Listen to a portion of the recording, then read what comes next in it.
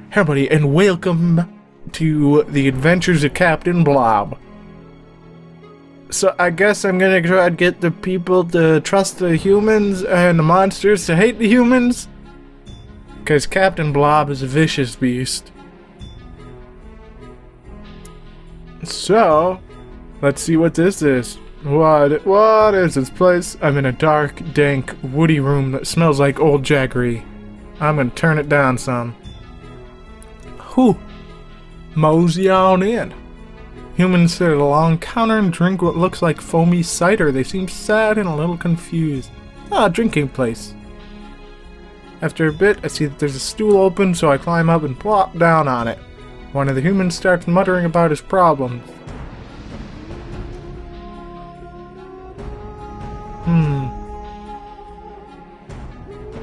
Can he see what I am? Doesn't appear to have noticed me yet, or maybe just doesn't care. Sure is dark though. Strike up a conversation with the human.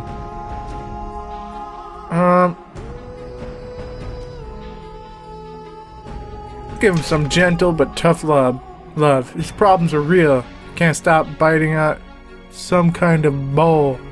Or betting on some kind of bowl. But I don't know what's in the bowl. I tell him he could deal with them himself if he's strong. Keep at it. Listens, caught by the passion in my voice, and eventually nods. Yeah, I can do it. I know I can. The human pays for my drink, which is a relief as I have no human money. Huh. I'm guessing it was a roulette, maybe? Keep going to Carmen. Carmen Ultra, less is more. I see bolts of lightning. Thunderbolts of lightning, very, very frightening. When I investigate from inside the house, I hear someone shout, "Live, live," followed by maniacal laughter. I listen at the window and hear a maniacal rant. This human's building a creature out of other humans, dead humans. This sounds familiar. Consider what I've heard of such things. I can't click. There we go. Someone did this a while back in the mountains and they made a creature alright, but it was more like a monster and it did some bad things, and in the end a lot of monsters got killed because of it. Okay. I listen at the window and hear a maniacal rant. Okay. Stop the human from making his creature. I am a very clever monster. Gotta... Upon consideration, I decide to stop the flow of lightning at the source. As I snap the rod in two, the lights in the house go dark. From inside, the human lets out a wail. Whew! More humans smash down the door below and discuss the matter with the shouty one. They have pitchforks and torches. One nods to me. I did them a bone. So they're kind of neutral now. Journey to Carmen. In a secluded hiding place near the park, suddenly I see a human grab her stomach and fall over. Okay, this is the same. Now is my time to shine. Doctor her real good. Okay. Fix her up. Got more advanced neurosurgery.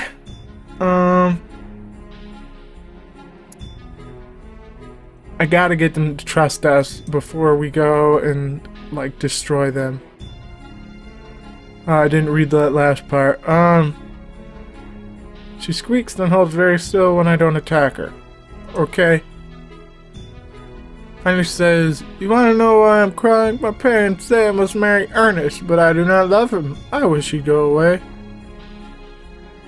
I'm gonna scare him away." Human takes me back to the home of Ernest under cover of darkness. She asks him to withdraw his proposal. Then when he refuses, I leap out of the shadows and... Yes? Tilly's sitting on a puddle of terrified sweat. I don't know if that's sweat. She laughs at him. He's, "You coward, Ernest, goodbye." She fairly beams at me for my help. Okay. Journey to Carmen. Watches an elderly human tries to fix his house. Leaky roof. Captain Blob can keep this stuff safe. Okay.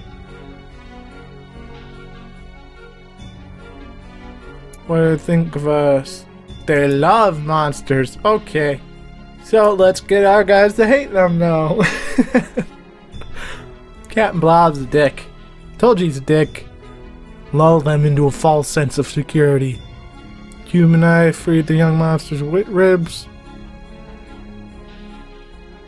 Humans are unstoppable. I'm a no-nonsense monster. I point out that if a human had done that, the doctor would be dead. Wiggle the wife in the wound for emphasis. Copclaws takes away and snaps at her pincers. The doctor begins to clean and bandage the wound. Everyone agrees that humans are bad news. Guess they got the point. Ooh, we hate humans now. Politic. I have no idea what's gonna happen. Jaggery drinks deep from a jar of cider. He belches and the air goes wavy. Watch the ferocious elders drink some more. Humans can be out. Nah. Jaggery raises one claw. Humans are stupid, lazy, worthless, stupid. Fiery monster says otherwise.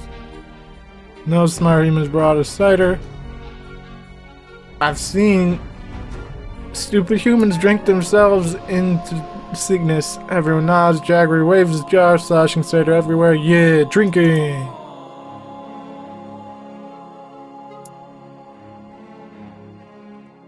Okay. Greed Blitz puffed up with multi-syllabic importance. Okay. I think we should learn from them and adopt human ways.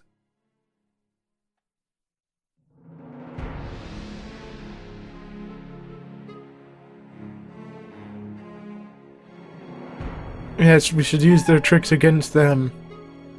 Goes over well. Soon various elders are proposing methods for sabotaging human practices. I think I'm doing the best job of sabotaging humans. So, Politic won last time, I think. Gritman shouts, might makes right, proof rock. This replies, not always. We should talk more like humans do.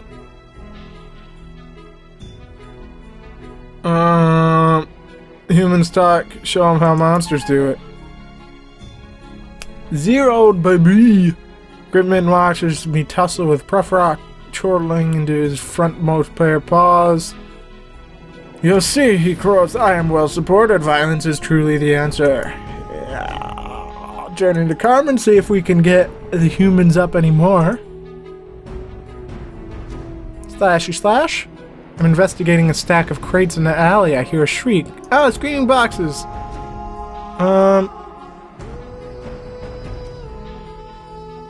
Teach a child to be a monster. Hurrah! I'm a frenzy of fangs and furs. The bullies turn and run. The little child chases the bullies away, doing his best to imitate my roar. He turns to wave at me, then roars again and resumes the hunt. Journey to Carmen? I sneak up to an open window. A human sits on the overstuffed chair. Her back is to a desk covered in, wait a minute, it's maps! With red X's on them. Look closer. They're showing off locations of the monster towns alongside a badly drawn sketch of a monster with a knife stuck through it. What do I do?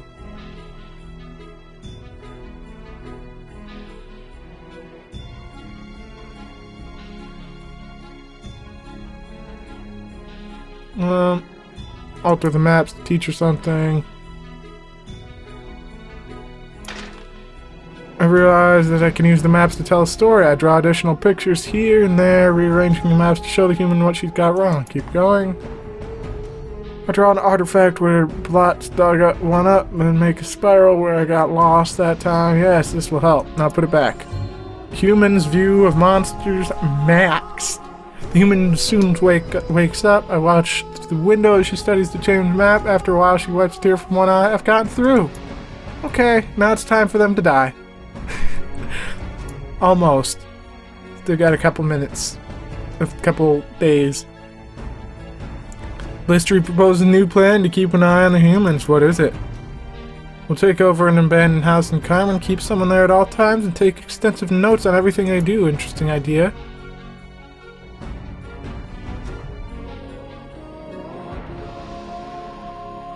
Several other elders seem to like the idea very much. They argue about where to establish their spy house, though. Carmen has many empty buildings. Which shall we use? We need many eyes and many buildings.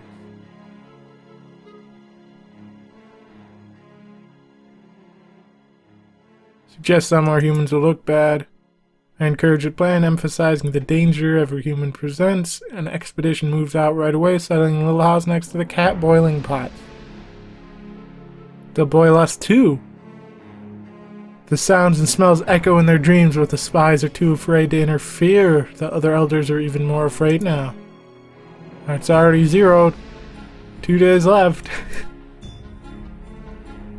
Oh boy. Elder Gobclaws rages at the other monsters. She crushes some stray lizards as she screams, "Admit it, humans are dangerous. Let us smash them to bits." Down with humans! Grab the human music box the Gobclaw often carries and smash it on the ground. See those sharp pieces? Every artifact is like a trap. Oh boy. Politic. 0 and 100. I'm just concluding a thrilling speech to the other elders. Finally something goes smoothly. Snork, snark, rock, rock, snork. What in his neck is that noise? Old Hamrock fell asleep in the middle of my speech again. His pig-like snout and 4 nostrils give his snores a poignant yet thunderous quality. I'd have better success whispering at the moon. Hamrock keeps snoring. Talk louder, be overheard over the snoring. Humans are primitive creatures. Completely agreed. Okay. As I walk through Portland Square, I think on my past. Life hasn't always been easy. I built up my reputation. I'm quite It saddens the more progressive elements of monster society, but the truth is this. Too many monsters violent, fear, and low humans then like and admire them. Meanwhile, humans who once hated all monster kind have come to understand that monsters aren't terrible, evil things. Rumor has it that humans think pretty well of us. Shattering my reverie, a terrible commotion erupts. Elders and younger monsters alike are milling about in a great mob. What is it? Blotch drops from a nearby roof. Humans are coming this way, what? Jaggery roars and smashes a rock with his fist. Filled the humans out, they've gone and done it. They have? Voices begin to rise up from the monstrous mob. They're coming! Come! Not really hide! What will we do? Better do something about this. Do something about this. I speak a few calm sentences, and the other monsters calm down enough to listen. They regard me with expressions of respect and wait for me to make a decision. They're ready to be friends, so let's be friends? No. Let's attack them. They'll never see coming. So it's war. I want the monsters to spill out of Omen like a vast slimy tide, converging on the humans in the meadows north of the whale nest. Press the attack.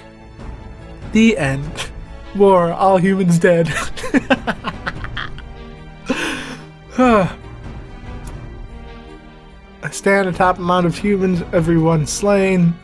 My command, the monster army surges east and north toward the human towns. It'll be a red day and a good one. I say, if I are human, ha ha ha. Wow. What a run. Okay. I took the lead and the other monsters followed. By my command, they slaughtered every human. Now monsters rule the world entire. So I'm guessing that there probably would have been a different ending if I had done what I did and then said, no, let's be friends. It probably wouldn't have been complete human annihilation. Okay. So I'll call it there then. Thank you all so very much for watching, and I'll see you in the next episode of whatever it is you decide to watch them in. Goodbye.